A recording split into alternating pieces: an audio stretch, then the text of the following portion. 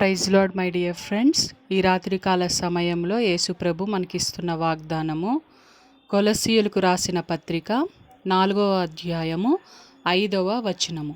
సమయము పోనీయక సద్వినియోగము చేసుకొనుచు సంగమునకు వెలుపటి వారి ఎడల జ్ఞానము కలిగి నడుచుకొనుడి. ఆమేన్. యేసుప్రభు మనతో చెప్తున్నారు, సిస్టర్స్ అండ్ బ్రదర్స్, మీరు సమయానుకూలముగా నడవండి. ఒక సమయము మీ జీవితంలో ఉండాలి. ప్రార్థన సమయము, వాక్యం చదువుకునే సమయము, వాక్యం వినే సమయము, వాక్యము పఠించే సమయము, వాక్యం ధ్యానించే సమయము మీ జీవితంలో ఉండాలి. సమయానుకూలముగా మీరు నడవండి.